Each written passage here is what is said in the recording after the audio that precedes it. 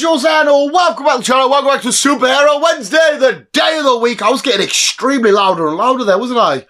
No wonder most of you people go in and go, fuck dealing with this fucking idiot and knock off. Welcome back to Superhero Wednesday, the day of the week we like to get downright down and nerdy and talk about anything that's cool and epic from our beautiful, weird, wonderful world of turtly guys or transforming cars or guys that shoot webs or men that dress up as bats and fight clowns. With Spider-Man reference and Batman reference, because that's what this video is all about. We have just recently, a few weeks back, got the release of Spider-Man 2 for the PlayStation 5, and this little Spider-Man world that they're building over in this Sony game verse. I don't know, has it got a verse name? Sony verse? I don't know if it has a name. It's something of absolute sheer beauty and perfection with 3 games now. Spider-Man, Spider-Man Miles Morales, weird side DLC sort of feel to it. I think a lot of people have said that about the game. It's still beautiful, but it's more like we'll call it a 1.5 and the second game. And over the other side though, visuals, I'm going to bring up another game franchise that I adore so much. And that is the Arkham world. The world of the Arkhams. The world of the Arkham. Arkham games, Asylum, City, Origins, and Night.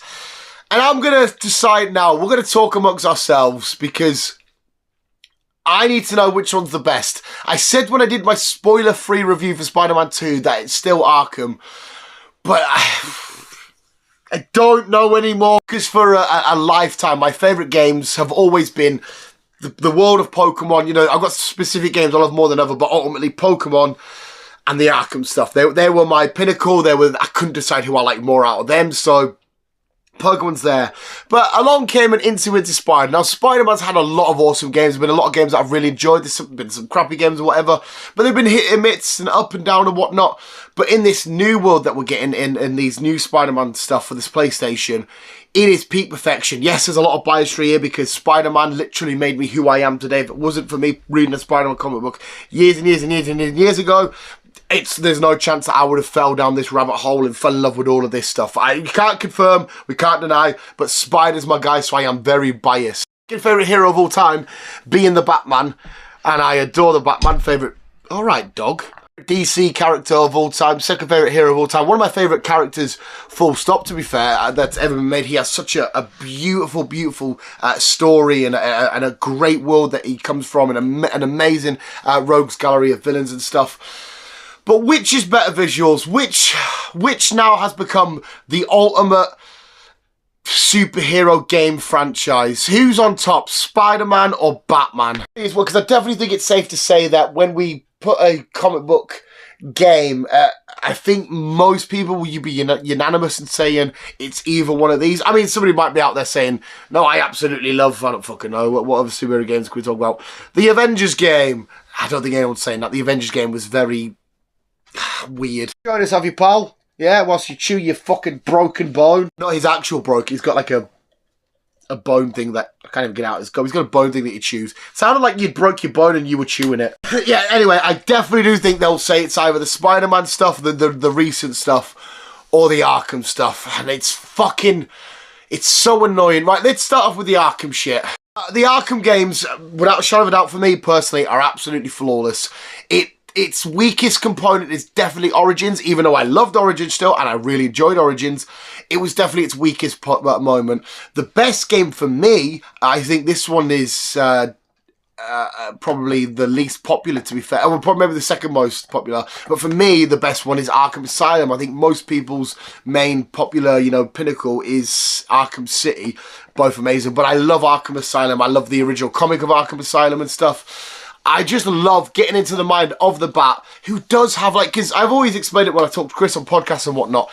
It's one thing having to be, I don't know, Iron Man, flying around, having go toe-to-toe with, a whiplash or some shit. At least it's a guy that's going to chuck his crazy whips. Did I do a whistle there? Or am I hearing whistles behind me? How about today? Or it's, the Hulk going up against Abomination, just a big guy that's going to punch your head in. But with the Batman, it's fucking mentally draining, mentally exhausting, mentally fucking terrifying. You've got the Joker, one of the craziest, if not the craziest character to ever be created of all time. You've got You've got the stuff like the Hulk. You've got to take on the Bane and get on this big brutey bastard and try and fight him and take him down. You've got monsters like Killer Croc. You've got stuff of nightmares like Scarecrow, who will go into your mind and make you live your ultimate fears. It's a fucking mental drain. It's a physical drain. I would hate to be Bruce Wayne. I would hate to be Batman. I would be Batman, but I'd stay in the safety of my house with all my gadgets.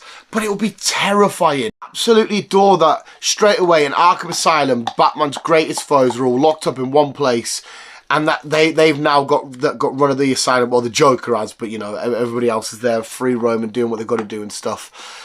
And I adore we're going through the vents, we're doing the stuff that makes Batman the Batman. We're living in the shadows, we're taking down armed guards from above, you know, we're coming around corners, we're coming out of vents, we're using the shadows and the darkness and the silence and our gadgets and whatnot to the best of our ability, and we're being a real hunter in the shadows, and we're taking off these prey, and then like I said, we're coming up against Killer Croc in the sewer, and we've got to walk along, and you've got to, oh shit, he's coming, where we go, you got Poison Ivy kicking off, and it's just fucking awesome. And I said about the Spider-Man games and these games, they are the closest, I reckon anyway, for now anyway, they're the closest we will ever truly be to feeling what it is to be this particular hero. So whether it be Spider-Man, this is how it feels to swing around New York City and shoot your webs and whatnot. And in the Batman games, how it does truly feel to be, you know, there's guards and whatnot walking around, to be stood in the shadows, to wait, take your moment. It's what it feels like to be Bruce Wayne, to be Batman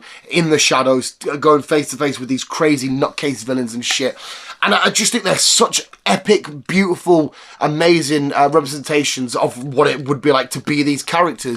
Games just did that, and they worked everything so well every time, every game after game after game after game. Like I said, even though Origins for me is the weakest, it's still amazing. That one, we're getting down to the true detective part of who Bruce Wayne and Batman is, you know, breaking down all the evidence and components and finding trails and whatnot, all these different assassins out to get, you know, Deadshot shenanigans, the Deathstroke fight, sorry mate, I just nearly clotheslined you there, all these beautiful components. And then into the Arkham Knight stuff, Batman's past coming back to relive itself with what happened with Jason and shit like that. You know, Red Hood obviously following that later on, and expanded Gotham. Past events from the old games, Joker still living up here. I love them bits with Joker with Slapia living in your mind, doing all the crazy shenanigans. Deathstroke coming back again in that game. The stuff with the Batmobile. It's just, it's fucking outstanding and beautiful and amazing, and visually it really ticks the box of what Gotham is like, and you know, the rain and the dark, and the when the gangs have took over certain parts and run down areas, the murder stuff, being a detective again, having to use your fists one moment, then having to intellectually break stuff down, going up against a physical enemy to a intellectual enemy. It does everything so spot on. It tells some of the greatest comic book stories out of comic books, TV shows, movies. It tells some of the greatest Batman stories we have ever been given. Again, in my personal opinion, you are more than in your right lane to disagree. So yeah, that's the Arkham stuff. Absolutely amazing. And a lot of what we've just said about the Arkham stuff, we can apply to the Spider-Man stuff. It feels like we're in New York City. It feels like we're webbing around. It feels like we're having a fun time as Peter Parker or Miles Morales, with our weird jokes and the one-liners, but at the same time trying to find because the ultimate thing with Spider-Man is the ultimate balance between Peter Parker and Spider-Man, and now Miles and Spider-Man. And you get that right at the start of the second game, you know, whether it's school, Peter's got a new job, Miles in class, then all of a sudden Sandman attacks and away you go. And you've got to find that perfect balance. Now, a lot of people might think that's boring. I don't give a shit about Peter Parker's life and the balance. But to me, that's another reason why I've always adored Spider-Man. Of this can you take seriously with just a mental bastard chewing away in the corner there. But I've always... fucking love you too.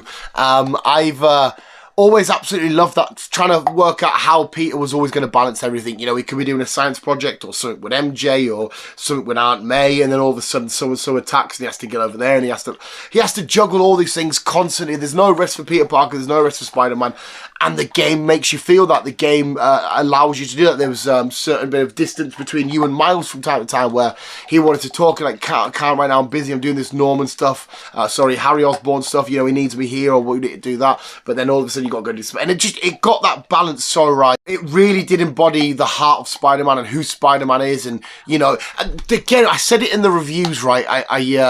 I said it in the spoiler-free review. I absolutely adore, because it's a big, massive superhero game. You know, Venom's here, Kraven's here. We've got a lot of shit to do. You know, symbiote shenanigans going down. But because it's a Spider-Man game, the biggest thing that I adore so much is it doesn't let you forget to do the friendly neighborhood stuff, the things that Spider-Man needs to do on the ground, close to communities and close to people, doing these small illnesses. Like we all know the fucking pigeon story if you've played the game. Jesus fucking Christ, you're making us live that. It absolutely breaking my heart. But stuff like that, and carried on through numerous games as well. And making sure that you were close to the people in the community, and as much as you could be up there having an epic battle with Venom, but you're down here being the hero that you need to be for the regular Joes of New York City and stuff, and it just let you be the friendly neighborhood Spider-Man from time to time, and I so much appreciate that. As well, just like Batman, Spider-Man 2 does have a massive rogues gallery of villains. Across these games, we've gone toe-to-toe against Electro, we've gone up against Doc Ock, now Venom, Kraven, Scorpion, Rhino, so many awesome, badass villains from the worlds of, from the page of Spider-Man comics themselves. This version of Peter Parker is amazing. The MJ stuff was every game has tedious moments, and the MJ stuff for me was a little bit tedious in every game. I didn't mind it as much in the newer ones, but it was still a bit like, Jesus Christ, you are overpowered as fuck. I think the game director said that, and or some shit like that, and he said he just wasn't bothered. He'll make MJ OG and overpowered. Good for you. If that's what you want to do, awesome. But every game has tedious bits. Trailer thought there. I don't know why I went on a side tangent about the director. You haven't ate your bone, have you? No, sorry, it really infused these beautiful stories from Miles, from Peter, what's going on with their personal lives, what's going on with their actual lives, and again, swinging around New York, feeling the breeze if it was actually there, going around, people doing all their montages, dresses, TASM Spider-Man, the amazing, that's what TASM is, fucking idiot. Andrew Garfield shenanigans with the song and that going in the background, the wing webs being introduced in the second game.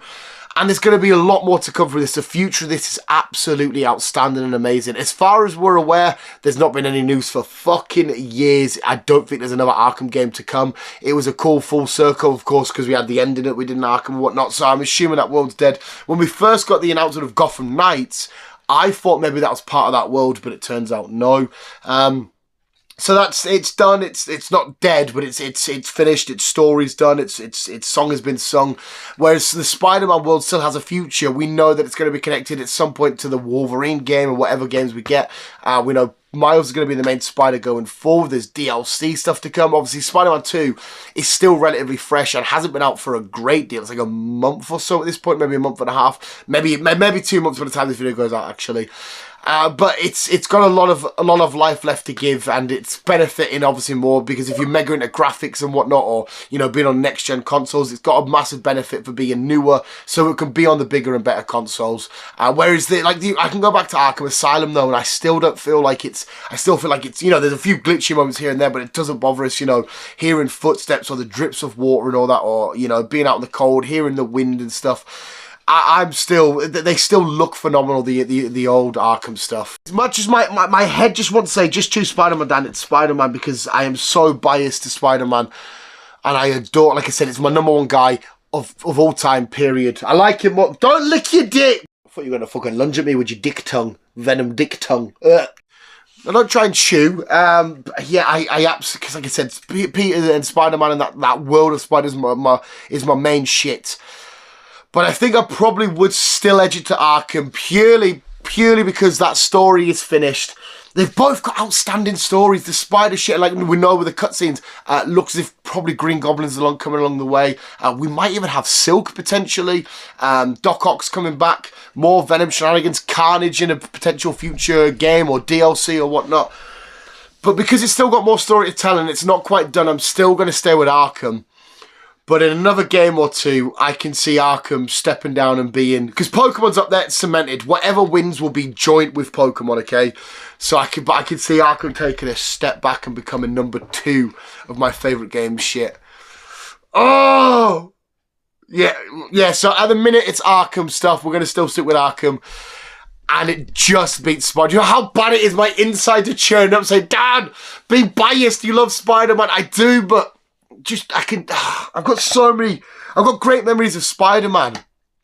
But I just loved my nights have sat there, you know, the first day of the Arkham release. I think when the first Arkham game, was I in college? I think I was in college. Or if I was at work, either way, I took a day off, whatever, just to sit and play and, you know, get involved in this weird, crazy story and, you know, fucking unraveling this shit with the Joker and shit. But then again, I love Spider-Man. I took days off work for that, to sit and smash it. I platinumed the new one in 32 hours. And it was some of the best 32 hours of my entire life. No, I'm still going to say Arkham. But more importantly, visuals. That was a lot of me rambling, chatting shit, and going nuts and blah, blah, blah. What wins it for you? Which series do you love more? Which games did you prefer more? Are you hashtag the team Arkham games or hashtag the team Spider games? Oh, let us know in the comments below. Fuck, you know, it's Arkham, but it's slipping away. It's not going to take long for Spider-Man to become joint. Oh, there we go, visuals. That's Arkham vs Spider-Man. I think, like I said, I think we're going to stick with that. Well, no, I am going to stick with Arkham for now, for the foreseeable. I still don't hate me, Pete. Don't hate me, Miles. I fucking love you guys both so much. You will be #1 in another game or whatever, or in another DLC or another playthrough. I'm like, yeah, shit, the number one now.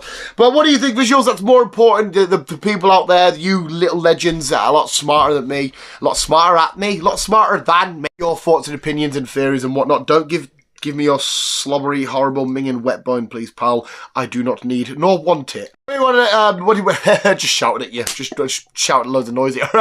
What is your favourite Arkham stuff, Spider stuff? Let me know. Visuals, thank you so much for watching. You guys are literally the fucking best. We'll always keep being you and keep on web slinging on.